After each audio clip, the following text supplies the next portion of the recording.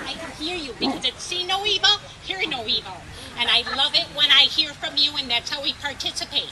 I want to introduce my kiddo here. I've had her for a couple months. Her name is Sandra. She's a wonderful gift. She is my guide dog. And I'd like to start off with, as I had said, life is an endless destination. If you decide to quit, that will end your journey. I've been there. When I lost my sight, I was 21 years old.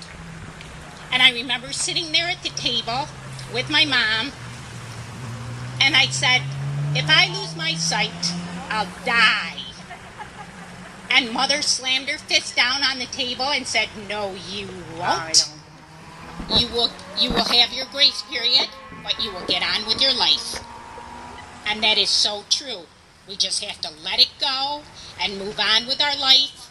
And the first thing I did was I got my first service animal, and I'm a country kid. I love it here, which, by the way, thank you for inviting me. Cortland County is gorgeous.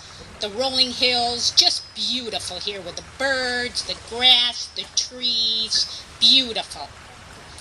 But going on, I live out by Beaver Lake Nature Center, and I said to the naturalist, I'm going to become a trail guide and teach the children about the forest community through all their other senses. And they're like, yeah, right, Kat. Well, I was determined. I love nature. So my first guide dog, Opus, and I would teach children the forest community through all their other senses. But God put this in my path. I had a little 9-year-old come up to me so seriously and say to me, oh, it's you that can't see. I thought it was the dog that was blind.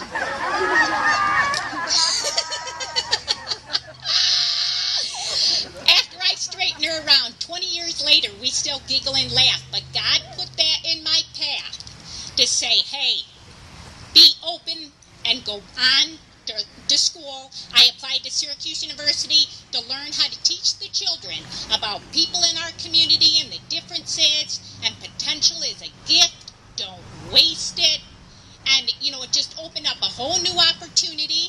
And yet, mind you, there were obstacles in learning how to problem solve them and get on and learn. And for an example, one of the classes, one of the instructors said, you're not going to be able to be in this class. It's all visual. Well, I stuck with it because each and every one of us run through, bad attitudes and whatnot, and you're looking at one. Because I would say, if I ever lose my hearing, or going back to my sight, I'm not going to learn Braille. Feels like a bunch of pimples. Get it away from me. Bad attitude. But then finally, I realized when I was completing school, talk about a good deal, an ordeal, and a new deal, I started to lose the rest of my residual hearing. But I wanted to complete SU. At the time, I was a downhill ski racer at Greek Peak. It was awesome. I would never ski when I hit my sight because I had a fear of heights. But now, being as blind as a bat, I don't care. As long as I can't see the bottom of the hill, that's awesome. Well, anyways, downhilling, I wondered why I kept falling down. Well, I was losing the residual of my hearing. So I became a user of a cochlear implant. That was a good deal. It was awesome. I could hear again. And then I was told I'd never be able to hear music again. And that was awful to me. So my beloved driver for 22 years drive me all over the place. And one day I heard this rock and roll music in his car, and here I am asking my old driver here. I said, hey, funky music, what is it? And he said to me, you like it? It's organ music. And I went, ah. But then I thought, hey, whatever works. Make it the new normal. Whatever works. Let it go. Keep going in motion. This is America. And we have so many opportunities out there. So indeed, I had the cochlear implant with the new normal, working all those out, and thanks to ADA and everything all around me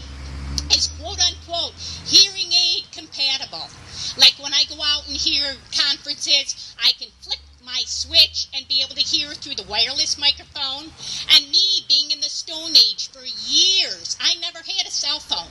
I've never been caught up in the hypermobility world, and as a massage therapist, just last year, I was able to get a cell phone. And I was like, wow, funky, cool. So, it was so intimidating at the beginning. It's wonderful what the technology is out there for you and I. And even now, 25 years after losing my sight, I am now sitting with my peers of all walks of life learning the Apple computer because it's accessible for me with a visual disability and everyone else in the community. That is the way I like it. I may have special, differences, but I don't want to be singled out. I want to be with everyone in our community of all walks of life. But then continuing, Wilma Rudolph, who was a wonderful, wonderful woman of color back in the 60s, gold medalist, post-polio, everything. She said, no matter what my accomplishments or achievements are, someone helps me along the way. It's not about me, it's about us. It's about we. Life is a tandem deal. Me completing school, I was still restless. I wanted to be out there, racing. And my sister came home and said, hey, Kat, there's racing tandems. Well, I put an ad in the newsletter. Sure enough, I got someone to call. I met Mike Copper. And I was kind of awkward, and I showed him my wired microphone of my cochlear implant, and I said, you need to wear this in order for me to hear. And he said, do you have a problem? I said, no. He said, neither do I. Right there, tandem deal. Expressing what we need in our community so you and I can work together. That's what it's all about. That's what America is about. And accomplishing what I did and what I have done. Paving ways for you and I. Rules need to be stretched. They need to be broken. If you've got a goal, what have you done in the past that have not, it hasn't worked for you? And set your limit here. How long are you going to give yourself to complete that goal? Do it. God bless America. Amen. And completing on, today, yay, it is my 11th anniversary today. That after my cycling crash 11 years ago, getting ready to go to Sydney, Australia, I stroked out. I was told I'd never walk again. Totally paralyzed on my right side. Wow. That did not sit well with the mind, body, spirit here. So, my younger sister and a friend who was a cyclist, I said, I don't care what you do, but get me out of this bed with 12 broken bones, a traumatic brain injury, and total paralysis on the right side. They helped me get on a bike, and ever so lightly, my right quad pushed down. And I'm like, 9 months later, we qualified to go to the 2000 Olympic Paralympics. Folks, set your limits. Do what you want to do. Be all you can be. Be all you can be.